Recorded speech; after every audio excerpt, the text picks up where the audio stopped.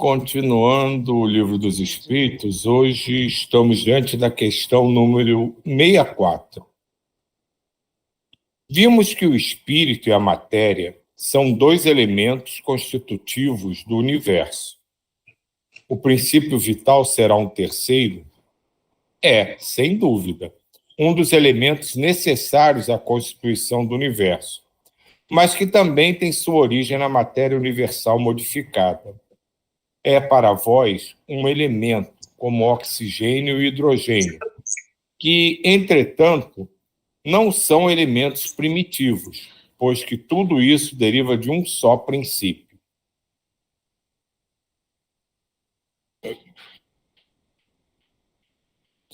Parece resultar daí que a vitalidade não tem um princípio num agente primitivo distinto, e sim numa propriedade especial da matéria universal, devido a certas modificações. Isto é consequência do que dissemos. Bom,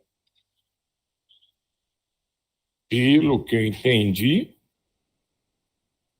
apesar de tudo vir de uma origem única, a vida, o universo, como a gente conhece, entende agora e vai entender melhor mais à frente, ele não é diretamente, constituído a partir dessa matéria primitiva, mas de modificações dela que se unem para criar tudo que a gente entende como vida, como existência, como universo. E, para mim, particularmente, fica meio confuso, né? Porque me surge o porquê. Por que, se a coisa vem de uma origem única, precisa sair de modificações a partir dessa condição única para que essas modificações se unam e uma catalise a outra numa reação para gerar tudo isso? A minha pergunta que eu queria saber, assim, o princípio vital só está no corpo físico ou está no espírito também? Eu não entendi isso. Pelo que ele diz, tá em tudo, né? Porque ela é a base de tudo que é formado com esse fluido vital. Só que para gerar a vida, a existência, como a gente entende, né? Como a gente a visualiza, essas vertentes do fluido vital se modificam e se combinam, né? Por isso que eu pergunto por que dessa necessidade, porque não sai tudo direto do fluido vital. É como você diz, a nossa ignorância é catastrófica.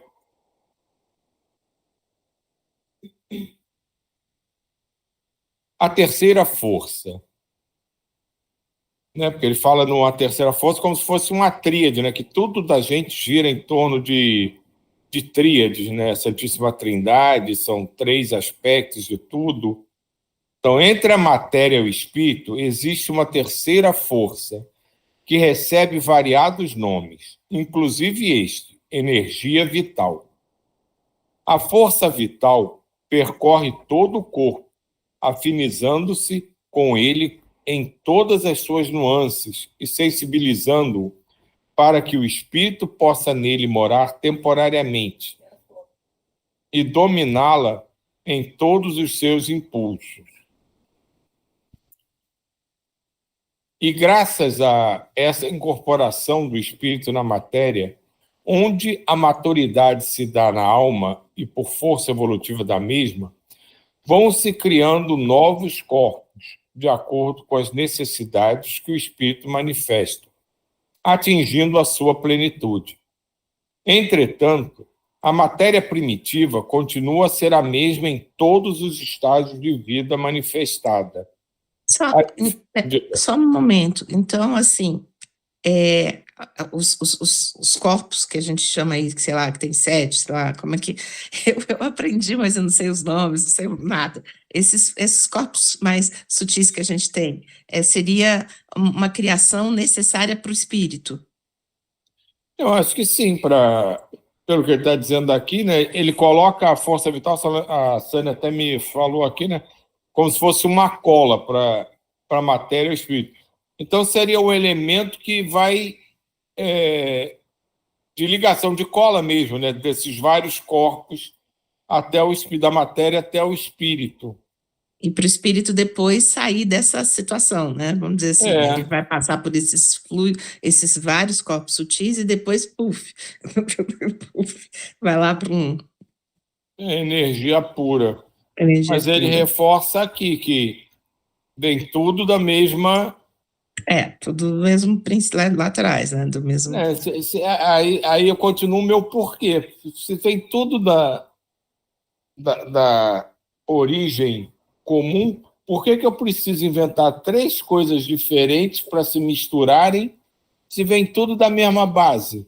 Né, se os três são constituídos, em teoria, né, pelo que a gente entende de química, de física, de reações, ter os mesmos componentes, eles são alterados para fazerem, em teoria, três coisas diferentes que se unem para fazer uma só. Então, isso aqui, para mim, é meio. Não vou dizer sem sentido, porque aí eu vou ser castigado. Mas, assim, me foge a lógica disso. Diga aí, acho que o Djaí quer falar.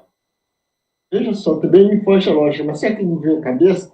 Tudo está vibracional. Às vezes essas vibrações elas precisam se intercambiar para se consolidar em um fator X, em uma encarnação, por exemplo. Entendeu? O mineral está lá, então ele precisa de uma integração dessas três forças para se manifestar. Foi assim que me veio agora na cabeça, só isso. Não, tranquilo, essa é a explicação dele, né? Mas o chato aqui pergunta o porquê se vem tudo do mesmo.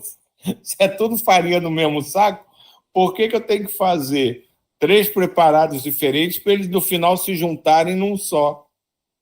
Mas aí você não viria, por exemplo, se fosse só vibração espiritual, os teus sentidos não captam.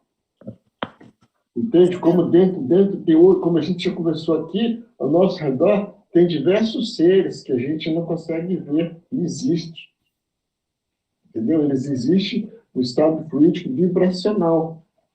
Gnômios e salamandras e outras coisas mais que sabem que existem forças do ar, forças do vulcão.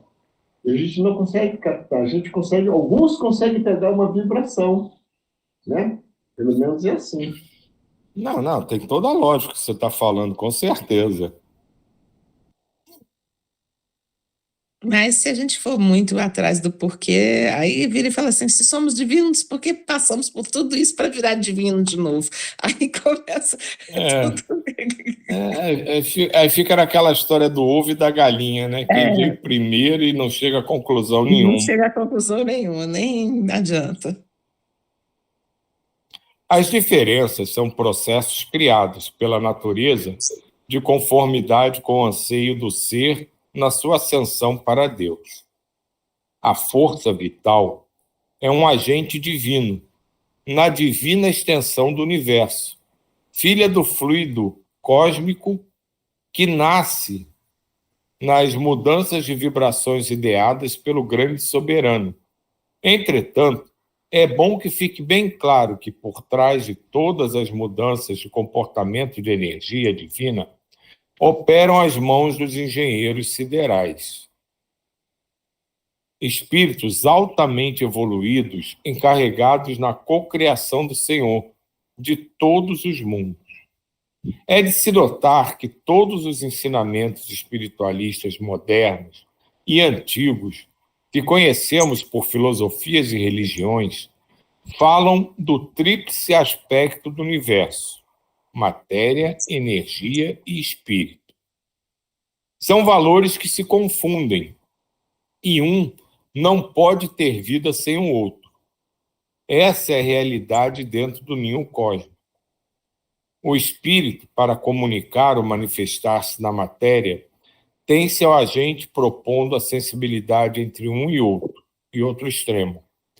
Esta é a lei estabelecida em tudo. Mesmo no mundo haverá de existir os intermediários, para que se processe o equilíbrio e a harmonia. Ele está falando de uma forma mais, não digo nem mais explícita, né, mas é exatamente o que o Jair falou. A necessidade de reconhecimento das coisas, de integração dos níveis vibracionais, dos estágios que a gente vai conhecendo. Esta é uma lei estabelecida em tudo. Mesmo no mundo, haverá de existir os intermediários para que se processe o equilíbrio e a harmonia. Basta meditarmos no que tange a vida na Terra, nos seus lances diários, para que possamos nos certificar dessa verdade. A terceira força. A luz do Sol não pode vir diretamente à Terra. Ela é polarizada no sentido de seus raios serem mais úteis, como benfeitores que são. Dessa maneira, é coada por um terceiro corpo, em forma de gás, para que a vida se regale e cresça em profusão, em todos os sentidos. Em um lar existem pai, mãe e filhos. Faltando uma dessas forças de vida, começa a surgir a desarmonia com mais frequência. No comércio, sempre existe o intermediário. Este é quem classifica a mercadoria dentro de tais responsabilidades. Até no amor na terra e mesmo nos céus existe o terceiro agente, que são as leis que garantem esta amizade divina, estabelecendo direitos e deveres para que os que se dispuseram a se amar mutuamente. A vida é uma sublimidade. Quem quiser vivê-la sob todos os aspectos, observe a harmonia do universo. Copie sua cadência e procure viver e respeitar todas as suas nuances. Quem fugir das normas da natureza divina criará situações de difícil solução em todos os seus caminhos. É por isso que o Evangelho segundo o Espiritismo nos indica que fora da caridade não há salvação. A caridade se realiza quando respeitamos todas as leis criadas por Deus para garantir e sustentar a sua grandiosa criação. Fugir dela ou delas é procurar sofrimento em toda parte. Somente voltando à casa do Pai, somente nos voltando para as coisas naturais, é que a consequência nos dará trégua, nos deixando em uma tranquilidade imperturbável. A felicidade tem raízes na obediência, que é filha do amor. Obediência, filha do amor. A obediência é uma coisa, gente, é tão interessante isso. Eu e a Neuza já participamos de um outro caminho, que a gente se conheceu neles, né? E falava muito sobre isso, a obediência.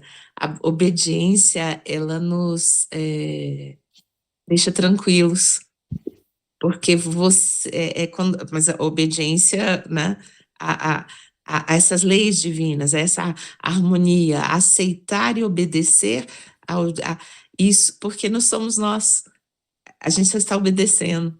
E a gente deixar que Deus, né, deixar que as forças divinas ajam, sem que a gente fique ali tentando, né, bater de frente, mudar isso e aquilo. Isso só nos traz muito desgaste, muita tristeza, muito, né, isso que ele fala, não ficamos felizes. E quando a gente deixa, obedece, né? a essa harmonia, a essas leis divinas, e obedece no sentido de não ficar batendo de frente, isso se torna tão salutar, tão libertador, né? É engraçado, obediência, liberdade e tal. Né? E você está falando, eu estava aqui pensando no que a gente estava conversando no início, né, do texto, né, do porquê. O porquê é o grande inimigo dessa obediência, da forma que você está colocando, né? Porque a gente começa a questionar, né, aquela coisa de pegar um barquinho de papel, botar num riachozinho e ficar perguntando por que ele foi para um lado, por que ele foi para o outro, por que ele afundou, por que ele seguiu. Ele simplesmente segue o fluxo. E para nós aqui, acho, ainda é meio complicado a gente seguir esse fluxo, esse nível de obediência, né? Porque a gente associa obediência quase que uma coisa negativa, né? A obediência pura e simples, mas não é obediência no sentido em si da palavra. É uma obediência, como a Diva falou, de aceitação, de entendimento, de compreensão, de saber, de sentir no seu íntimo que aquele caminho vai se desenrolando sem necessidade de interferência sua ou de qualquer outra externa. Ela vai seguir o fluxo programado, se a gente pode dizer assim. Seria até um princípio de resiliência, saber que sem a sua interferência, tudo vai fluir conforme tem que ser para chegar no ponto final, que era onde tinha que chegar. Diga, Jair. Poxa, Silvia, que coisa legal que você falou. Vamos concluir esse raciocínio. Segue fluxos, fluxo programado, obediência que a Diva estava falando. Olha só o que ele fala aqui. Vão ser criados novos corpos, vírgula, de acordo com a necessidade que o espírito se manifesta. Segue o fluxo. A Sânia está lendo aquele Missionário da Luz, segue o fluxo do Segismundo lá, a encarnação dele, todos aqueles processos seguem o fluxo. Por quê? Porque eu não sei o que lá. E quem são responsáveis? Como ele fala aqui, ó, por trás de todas as manifestações do comportamento da energia divina, são operadas por mãos de engenheiros siderais. São os seres mais evoluídos que sabem mais do que a gente, que um dia nós chegaremos lá. É tipo uma forma que a gente segue o fluxo. Estamos praticamente sendo dominados pelos nossos instintos. Porque esse papo que a gente está falando aqui, para seres fora da nossa bolha, nós somos ETs, falando de coisas que não existem na concepção dele, mas isso é uma realidade. É só isso que eu queria falar.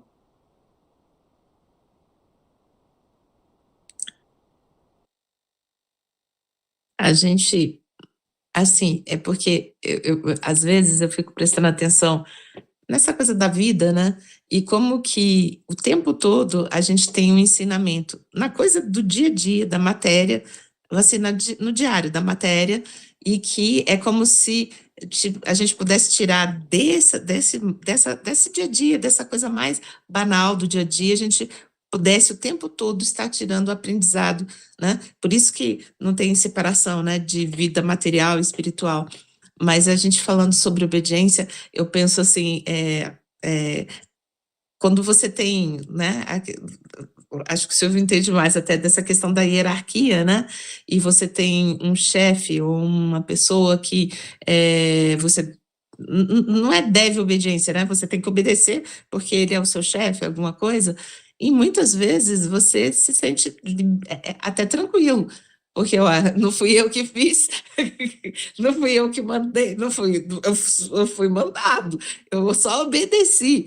É claro que você está falando assim, né, brincando e tudo, né, mas já mostra, gente, assim, essa questão da gente abaixar o nosso ego, né, e aceitar isso. E como que é difícil, né, também, nas chefias, no dia a dia da gente, no dia a dia do trabalho, das coisas todas, as nossas... Então, quando a gente compara o nosso dia a dia, essas coisas banais que acontecem no nosso dia, a gente vê a espiritualidade o tempo todo dentro dela, e o nosso comportamento e tudo, né? E essa, né, de obedecer, de aceitar uma determinação de chefia, ela é muito difícil. E a gente fica ali o tempo todo, né, brigando às vezes. Chega, Jay. Olha só, que coisa legal. Vamos de novo voltar àquele assunto, tá? Isso que a Diva acabou de falar, obediência, segue o fluxo programado. Hoje em dia, nós já temos resposta para algumas coisas, como a gente vai ler aqui. Olha só. O Sol não pode vir diretamente à Terra. Por quê? Por quê? Porque a gente já sabe que tem a camada de ozônio que filtra certos raios, que senão seriam benéficos para a gente. Então, segue o fluxo. O Sol está mandando o fluxo dele, a Terra está seguindo o fluxo dela e fazer aquela proteção. Nós estamos dentro desse planeta fazendo o nosso fluxo, seguindo, tocando a nossa vida. Tudo isso apoiado por quê? O engenheiro sideral. E se você não quiser ter essa obediência, você tem o seu livre-arbítrio, mas você vai sofrer as consequências. Essa obediência leva o caminho mais rápido para você se desvencilhar, para passar para outras faixas vibratórias, né? Pelo menos é isso que a gente entende por aqui, né? Nesse ponto, né, principalmente pensando no que a Dilma estava falando, né, dessa coisa da hierarquia e disciplina, né, que é uma das coisas que o militar adora falar isso, é regido pela hierarquia e disciplina. Isso é uma faca de dois gumes, porque tanto serve para você ter essa obediência, mas também serve para você fugir às responsabilidades, porque quando você dá errado, eu só cumpri as ordens, não fui eu que mandei fazer. E isso acontece muito, com a frequência assustadoramente grande, né? As pessoas usarem essa, digamos assim, hierarquia, que a gente sabe que existe em todos os níveis, mas a gente está falando de uma hierarquia administrativa, mas a gente, em nossa evolução espiritual, lida com uma hierarquia moral, que não deixa de ser uma hierarquia. E quando a gente se exime, né, quando faz, no caso aqui o exemplo da gente fazer uma coisa errada, é dizer que foi obsediado, foi um espírito que ficou te perturbando até que tu cedeu, você está tentando tirar a responsabilidade de si e jogar para os outros. Aí eu marquei essa frase aqui justamente porque ele fala que os engenheiros siderais são co-criadores junto com Deus do universo. E nós todos, na verdade, somos também co-criadores em níveis específicos de tudo que acontece para a gente ao nosso redor, com o nosso mundinho em que a gente vive, evolui e transita em cada jornada encarnatória. Então, essa obediência, essa, pode colocar até permissividade, essa compreensão, e o outro lado da moeda, essa tentativa de jogar a responsabilidade para o alheio e se eximir das culpas, são, a gente pode dizer, brincadeiras de criança que a gente faz conosco mesmo. Porque uma das compreensões que a gente precisa desenvolver é que o tempo todo nós participamos do processo. Nós não somos simples joguetes. A gente ouve, concorda ou não, aceita ou não aceita. Então, a gente está o tempo inteiro sendo co-criadores da nossa própria vida, da nossa própria existência, e, como eu já falei, do mundo ao nosso redor, o mais íntimo que a gente tem a cada encarnação. E acho que esse é um trabalho que a gente tem que desenvolver. Acho que saber que o tempo inteiro nós participamos das decisões, mesmo que aparentemente não temos a menor ideia de como aquilo está se desenvolvendo, de qual é a nossa participação naquilo, mas de alguma forma a gente participa do processo. A gente será sempre co-criador da nossa existência. justamente por tudo que está escrito aqui. Você falou da responsabilidade, né? Hoje eu percebo mais isso, essa questão de responsabilidade. Outro dia eu comentei aqui sobre a questão do eu não consigo ou eu não quero, né? E de alguma forma também tem a ver com tudo isso. A gente, quando a gente é responsável, né? A gente vê tipo o que você falou, né? Uma ordem, vamos lá, uma ordem e tal. Quando você é responsável, você cocria. E aquilo que você está fazendo sai mais bem feito. Quando você simplesmente segue sem participar com responsabilidade, sem estar dentro da coisa de verdade, a coisa não funciona direito. Eu lembrei agora da minha mãe, né? Que a minha mãe sempre falava assim, quando ela punha a gente para cozinhar, aprender as coisas na cozinha e tudo, né? Se dava errado, ela virava e falava assim, não foi feito com amor. Eu detestava essa frase. Ai, meu Deus do céu, porque tudo era assim, o tal do amor, tinha que ter o tal do amor, né? Que é uma responsabilidade, é colocar você dentro do que você está fazendo, né? E aí sim, ser responsável, aí sim, obedecer com responsabilidade, né? E com amor, né? Mas o tal do amor eu detestava, eu confesso a vocês, porque dava errado, não foi feito com amor. E você estava lá suando para fazer um negócio, o negócio deu errado, não foi feito com amor. Olha, mas é interessante isso.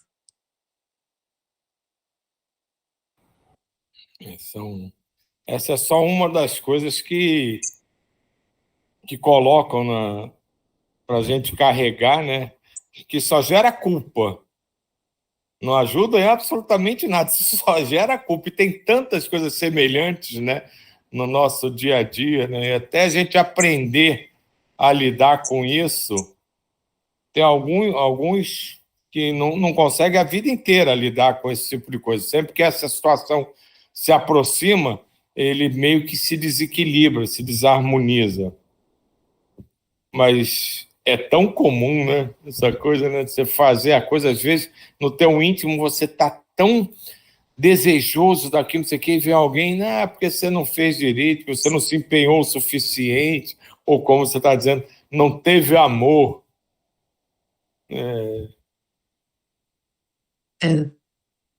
Ao mesmo tempo, você olha assim, você fala, gente, é a vida, né? E tem tudo, e tá tudo, falar igual a Neuza, e tá tudo certo, né? E tá tudo dentro do certo, do que tem que ser feito, da harmonia, de tudo. É o que você falou na questão, né, da obediência. A coisa segue o caminho que tem que seguir. Quando a gente cisma de interferir, é que dá errado. Mas acaba sempre no final, no local onde tem que estar. É Sempre, interessante, sempre. mesmo que a gente brigue, que a gente bate de frente, que a gente se desespere, que a gente, quando você olha para trás, olha onde você está, você vira e fala assim, se eu tivesse não desesperado, eu estaria aqui do mesmo jeito.